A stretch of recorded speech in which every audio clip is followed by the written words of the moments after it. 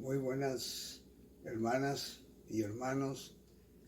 Qué alegría volvernos a encontrar para reflexionar en esta oportunidad en un pasaje que le hace honor al tema Bebiendo juntos del pozo. Vamos a considerar la historia de un noble que pidió la ayuda del Señor Jesús. Vale la pena aclarar que en esta oportunidad se realiza lo que se conoce como la segunda señal. La palabra griega semeia, de donde viene la palabra semiótico y de donde viene la palabra semáforo, algo que avisa, una señal para que uno se dé cuenta que algo está pasando. Entonces, es interesante que lo que va a pasar es algo que nos va a dejar maravillados. Jesús había estado antes en Caná de Galilea e hizo un milagro que ya lo vimos, el regalo del vino. Y parece que esta persona que le pide ayuda a Jesús estaba muy familiarizado con este acto y se encuentra con el Señor y le suplica que por favor descienda a su casa porque tiene un hijo que está enfermo. ¿Quién no se preocupa cuando tiene a un ser querido enfermo? ¿Quién no se preocupa? ¿Ya ha pasado eso a usted? Cuando alguien muy querido de su familia se enferma y a veces no hallamos qué hacer y hay algo que nos dice, como una vocecita, como una intuición, que esa enfermedad puede ser para muerte. Y este hombre está bien preocupado. El pasaje se encuentra en el capítulo 4 de San Juan. Ustedes lo pueden leer en sus casas, de los versículos 43 hasta el final. Es un pasaje corto. Juan 4, 43 hasta el final. Le dice el Señor, un poquito resentido, que por qué tiene que ir hasta allá, hasta la casa, que crea que Él puede sanarlo desde la distancia en que se encuentra. Pero obvio, este hombre no sabemos qué religión profesaba, pero es evidente que él quiere estar seguro y quiere que el Señor baje con él. Había que hacer un viaje un poquito largo para llegar a la casa del muchacho. Era urgente. Y el Señor, con aquella dulzura que lo caracterizaba, con aquel amor profundo por el ser humano, no para mientes, y se va. No se va. No se va. Desde ahí le dice al que le hace la petición, tu hijo ya está sanado, vete tranquilo. El hombre se va para su casa y cuando llega lo salen a encontrar los siervos. Parece que este hombre era acaudalado, tenía un puesto muy importante, es decir, era una figura, digamos así, política de aquel lugar.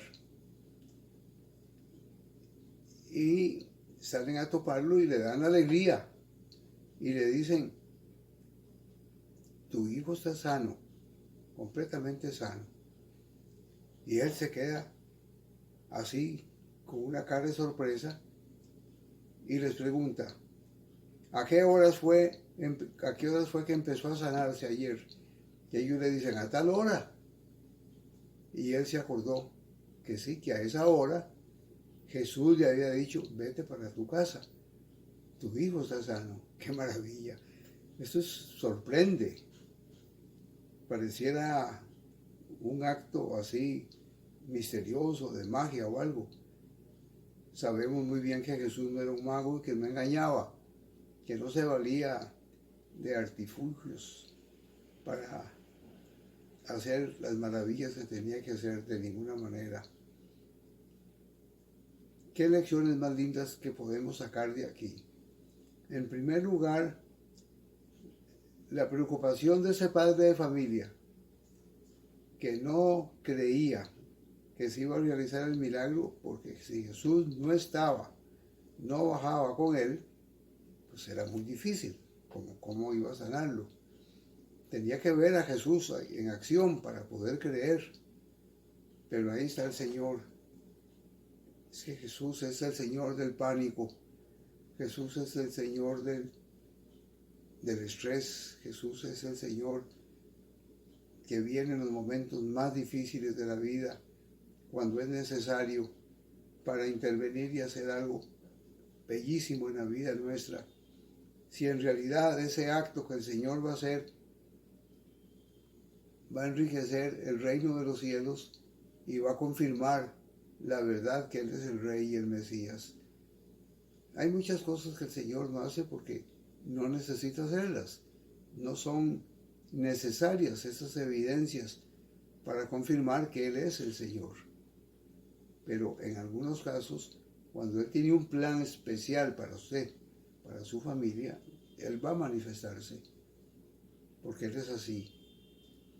Hay otra cosa aquí muy importante, es el factor espacio, espacio-tiempo. El Señor no está sujeto ni al espacio ni al tiempo. No necesita ir hasta allá para hacer el milagro. Él lo hace, porque Él es el Señor del espacio y es el Señor del tiempo. Como veremos después cuando el Señor camina sobre el agua. Y lo veremos también haciendo otras proezas y maravillas que dejan estupefactas a las gentes que lo siguen. Nunca se había dado tal cosa, nunca. Pero ahí está el Señor del tiempo y del espacio. A veces pensamos que Él está muy largo y algunos dicen, pero ¿cómo puede? ¿Dónde está Él? ¿Qué se hizo? ¿Para dónde se fue? Preguntas que no tienen ningún sentido y que no las podemos contestar tampoco. Pero cuando le hemos pedido algo al Señor, en alguna emergencia de nuestra vida, y Él ve que es posible y que es necesario hacerla, Él la hace. Los milagros no existen, pero suceden cuando Él quiere que sucedan. Jesucristo nunca quiso que la gente supiera que Él hacía esas maravillas. No se lo digan a nadie. Vayan y glorifiquen al Señor, den gracias al Señor. Era el consejo del Señor para aquella gente que recibía los beneficios de Él. Esto a mí me llena de una gran alegría. Hay un pasaje en Filipenses muy bonito donde Pablo le dice a los hermanos, por nada estéis afanosos, no se preocupen por lo que va a pasar, por nada se afanen, por nada se preocupen, el Señor está cerca. Algunos han interpretado mal esa palabra y creen que se refiere a su segunda venida y que les estaba diciendo a los discípulos, Pablo les estaba diciendo que ya Él venía, pero no es así. Ya el Señor había muerto, había resucitado y había ascendido glorioso, como dice la palabra, para expresarlo en una forma que lo entendieran, estaba con el Padre. ¿Dónde está el Padre? Tampoco sabemos, porque las dimensiones de la vida futura no existen, ni dimensiones de espacio ni de tiempo. Son dimensiones ajenas a nuestro conocimiento, es algo que no conocemos. En algunas peliculillas de ciencia ficción se explota mucho eso y juegan con el tiempo y con el espacio. Pero no es así con el Señor. El Señor está cerca, en boca de Pablo, para consolar a la iglesia de los filipenses, es que el Señor está con nosotros. ¿Siente usted la presencia del Señor? ¿O se siente usted abandonado, abandonada, solo, sola? Como que nadie se interesa por usted. Nunca estamos solos, porque Él ha prometido estar siempre con nosotros. He aquí que estoy con vosotros hasta el fin del mundo. Yo estoy con ustedes todos los días hasta el fin del mundo. No se preocupen, yo estoy acompañándoles. Y esa es una promesa que no ha fallado hasta el día de hoy. Los creyentes en Cristo Jesús no se sienten solos. Los momentos más difíciles de su vida, como dice el salmista, aunque ande por el valle de la muerte, no estoy solo. El Señor está conmigo, Él me acompaña. Nunca te dejaré ni te desampararé, le dice Dios a su pueblo en el Antiguo Testamento. Yo siempre estaré con ustedes. No se preocupen. Y por la fe, nosotros podemos realizar esa verdad. Podemos sentir al Señor que camina con nosotros. A veces no nos damos cuenta.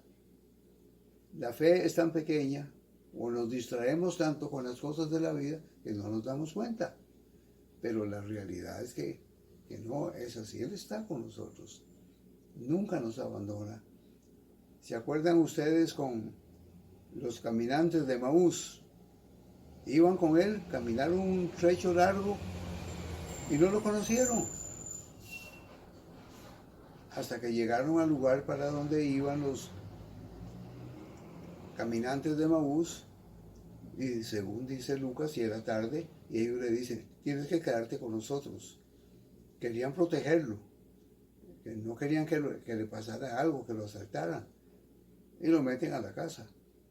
Hacen una cena, y ahí está el vino y está el pan también, y Jesús parte el pan y los invita a comer.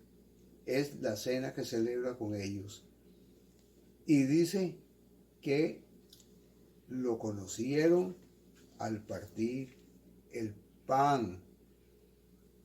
Y de camino estaban tan alegres cuando Jesús se desapareció que regresaron inmediatamente y en el camino se decían el uno al otro, pero ¿qué es esto que ha pasado? ¡Qué maravillas! Vino con nosotros y no lo conocíamos. Ahora sí ya sabemos que Él era. No lo habían conocido. A veces vamos caminando y creemos que vamos solos. Nunca estamos solos, ni estaremos. Debemos confiar en la gracia y misericordia del Señor. Debemos ser agradecidos, invitarlo para que vaya a nuestro lado siempre, que sea nuestro amigo del camino, el dulce amigo de la vida, que nunca nos falla. Que el Señor nos dé fe, que nos aumente la fe. Tenemos que vivir por la fe. En un mundo tan materialista como este, tan desencarnado, tan secularizado, necesitamos tener fe en el Señor. Dice Jesús en uno de los evangelios, cuando el Hijo del Hombre venga, ¿encontrará fe? Y ahí termina. Esperamos tratar eso en la próxima vez. Gracias por su atención, por su cariño. Oren por nosotros. Los hermanos y hermanas que están viendo esto, les avisamos que necesitamos sus ofrendas de amor. Estos 4 meses han sido bastante difíciles y necesitamos que ustedes nos envíen a la cuenta de la iglesia sus ofrendas de amor. Que Dios nos bendiga. Amén.